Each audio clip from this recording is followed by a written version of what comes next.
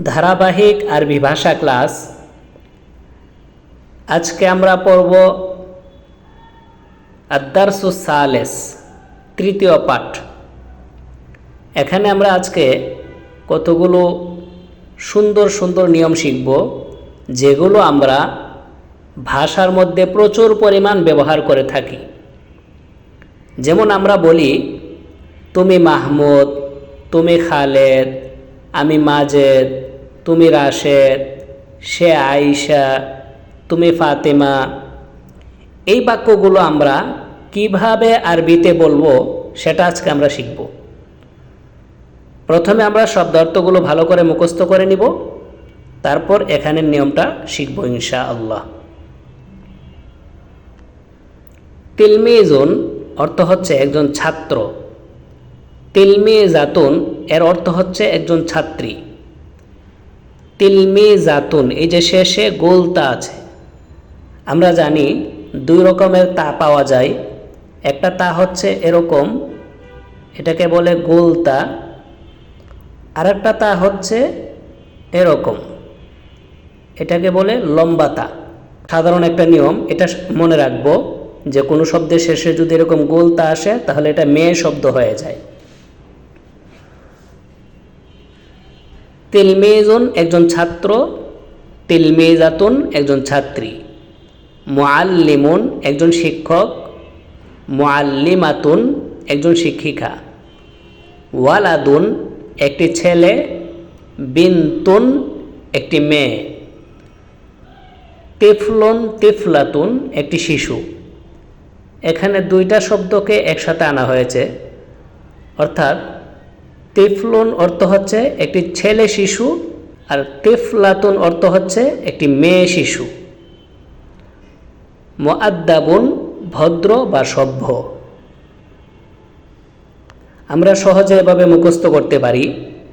তিলমিজুন ছাত্র, তিলমিজাতুন ছাত্রী, মুআল্লিমুন শিক্ষক, মুআল্লিমাতুন শিক্ষিকা, ওয়ালাদুন ছেলে, বিনতুন মেয়ে, তিফলুন তিফলাতুন শিশু, মুআদ্দাবুন ভদ্র।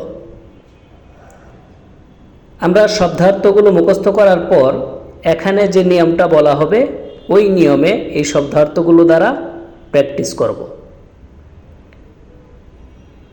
এখানের নিয়মগুলো হচ্ছে, আনা অর্থ আমি, আন্তা আন্তি অর্থ তুমি, হুয়া হিয়া অর্থ সে। এখন আমরা শিখব আনা কার সাথে ব্যবহার হবে, আন্তা আন্তি কার সাথে ব্যবহার হবে, হুয়া হিয়া কার সাথে ব্যবহার হবে, সেটা আমরা শিখব। আনা মানে অর্থ হচ্ছে আমি, এটা একজন ছেলেও বলতে পারবে, মেয়েও বলতে পারবে। কোনো ছেলে যদি বলতে চায় যে আমি মাহমুদ, তাহলে সে আরবিতে বলবে আনা মাহমুদ।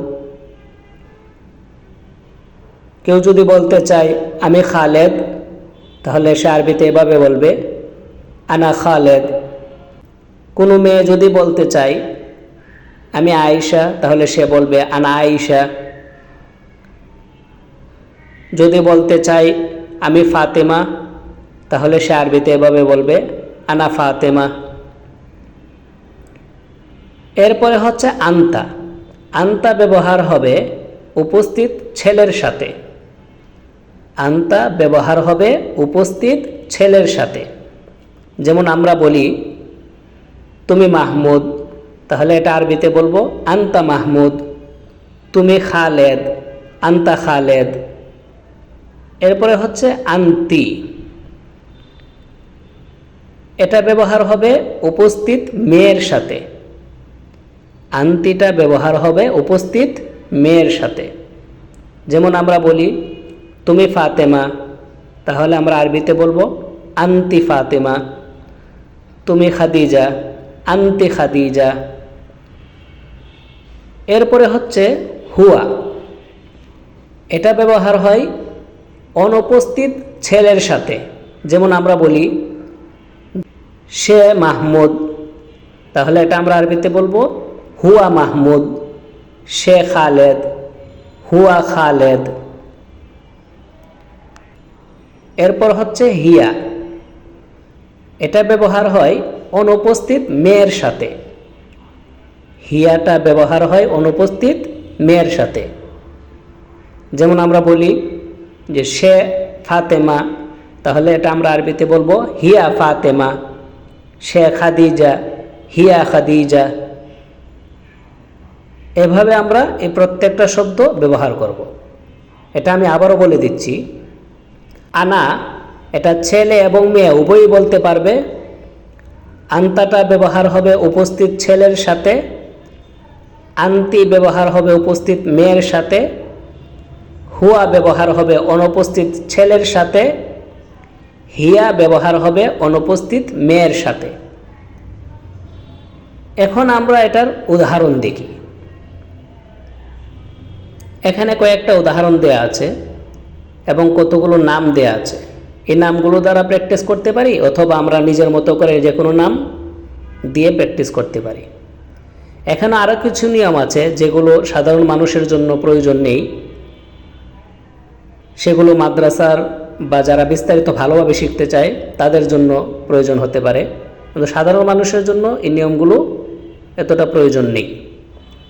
যেমন আমি একটু বলে দিই, সেটা হচ্ছে যে পুরুষের নামের শেষে কয় পেশ হবে, মেয়ের নামের শেষে কয় পেশ হবে, এগুলোর বিস্তারিত আলোচনা মাদ্রাসা ছাত্রদের জন্য আবশ্যক, সাধারণ মানুষের জন্য এতটা আবশ্যক নয়। আমরা সাধারণভাবে শুধু ভাষা শিখব, এবং ভাষাটা যেহেতু আমরা ওয়াকফ করে করে বলি, তাই শব্দের শেষে পেশ হলো নাকি জের হলো নাকি জবর হলো, কেন পেশ হলো কেন জের হলো, এগুলো এত প্রয়োজন নেই। এখন আমরা কয়েকটা উদাহরণ দেখব। সেটা হচ্ছে, এখানে আছে আমি একজন ছাত্র, বা আমি ছাত্র এটাও বলতে পারি। এজন্য এখানে ব্র্যাকেটে দেয়া আছে একজন, একজন দিয়েও বলা যায়, একজন ছাড়াও বলা যায়। তাহলে আমি একজন ছাত্র, এটা আরবিতে কিভাবে বলবো? আনা তিলমিজুন। এখন পূর্বে আমরা কতগুলো গুণ পড়েছিলাম, জাদিদুন, জাদিদাতুন, নতুন, কদিমুন, কদিমাতুন, পুরাতন। এই গুণগুলো আমরা এখন এখানে ফিট করব। তাহলে আমি একজন ছাত্র, এর আরবি হচ্ছে আনা তিলমিজুন। এখন যদি বলি আমি একজন নতুন ছাত্র, তাহলে আনা তিলমিজুন জাদিদুন। অর্থাৎ আমি ছাত্র, আনা তিলমিজুন, আমি নতুন ছাত্র, এর আরবি হচ্ছে আনা তিলমিজুন জাদিদুন। এখন আমরা আনা শব্দটি দিয়ে প্রত্যেকটা শব্দের সাথে প্র্যাকটিস করব। আমি একজন ছাত্র, আনা তিলমিজুন। আমি একজন শিক্ষক, আনা মুআল্লিমুন। আমি একজন ছেলে, আনা ওয়ালাদুন। আমি একজন শিশু, আনা তিফলুন। এখন যদি মেয়ে শব্দের সাথে ব্যবহার করতে, যে আমি একজন ছাত্রী, আনা তিলমিজাতুন। আমি একজন শিক্ষিকা, আনা মুআল্লিমাতুন। আমি একজন মেয়ে, আনা বিনতুন। এই মুআদ্দাবুন এটা হচ্ছে একটা গুণ, গুণবাচক শব্দ, তাই এটা আনা দিয়ে প্র্যাকটিস হবে না। এটা কোনো মানুষের সাথে ব্যবহার করে তারপরে বলা যায়। যেমন আমি বলবো যে আমি একজন ভদ্র ছাত্র, তাহলে কিভাবে বলবো? আনা তিলমিজুন মুআদ্দাবুন। আবার দেখেন, তিলমিজুন হচ্ছে ছাত্র, মুআদ্দাবুন অর্থ হচ্ছে ভদ্র। এখন কোনো ছাত্র যদি বলতে চায় যে আমি একজন ভদ্র ছাত্র, তাহলে সে এটা আরবিতে কিভাবে বলবে? তাহলে বলবে আনা তিলমিজুন মুআদ্দাবুন, আমি একজন ভদ্র ছাত্র। এখন কেউ যদি বলতে চায় যে আমি একজন ভদ্র ছাত্রী, তাহলে সে বলবে আনা তিলমিজাতুন মুআদ্দাবাতুন। যেহেতু তিলমিজাতুন, এই জন্য মুআদ্দাবুনের শেষে একটা গোলতা যুক্ত করে দিবে, তাহলে হবে আনা তিলমিজাতুন মুআদ্দাবাতুন। আনা ব্যবহার শেষ হলো। এখন হচ্ছে আন্তা। আন্তা যেহেতু উপস্থিত ছেলের সাথে ব্যবহার হয়, তাই আন্তা দিয়ে আমরা এই শব্দগুলোর সাথে প্র্যাকটিস করব। অর্থাৎ তুমি একজন ছাত্র, আন্তা তিলমিজুন। আপনি একজন শিক্ষক, আন্তা মুআল্লিমুন। তুমি একজন ছেলে, আন্তা ওয়ালাদুন। তুমি একটি শিশু, আন্তা তিফলুন। এভাবে আমরা প্রত্যেকটা শব্দের সাথে এভাবে প্র্যাকটিস করতে পারি। আন্তা তিলমিজুন, আন্তা মুআল্লিমুন, আন্তা ওয়ালাদুন, আন্তা তিফলুন। এরপর হচ্ছে আন্তি। আন্তিটা ব্যবহার হয় উপস্থিত মেয়ের সাথে। যেহেতু এই শব্দগুলো মেয়ের শব্দ, এজন্য এই শব্দগুলোর সাথে আন্তি দিয়ে প্র্যাকটিস করব। যে তুমি একজন ছাত্রী, আন্তি তিলমিজাতুন। আপনি একজন শিক্ষিকা, আন্তি মুআল্লিমাতুন। তুমি একজন মেয়ে, আন্তি বিনতুন। এখন এভাবে প্র্যাকটিস করতে পারি, আন্তি তিলমিজাতুন, আন্তি মুআল্লিমাতুন, আন্তি বিনতুন। এরপরে হচ্ছে হুয়া। হুয়া অর্থ হচ্ছে সে, আর হুয়াটা অনুপস্থিত ছেলের সাথে ব্যবহার হয়, তাই আমরা এই শব্দগুলোর সাথে প্র্যাকটিস করব। সে একজন ছাত্র, হুয়া তিলমিজুন। তিনি একজন শিক্ষক, হুয়া মুআল্লিমুন। সে একটি ছেলে, হুয়া ওয়ালাদুন। আমরা এখন হুয়াকে এই শব্দগুলোর সাথে এভাবে প্র্যাকটিস করব, যে হুয়া তিলমিজুন, হুয়া মুআল্লিমুন, হুয়া ওয়ালাদুন, হুয়া তিফলুন। এরপর হচ্ছে হিয়া। হিয়াটা ব্যবহার হয় অনুপস্থিত মেয়ের সাথে।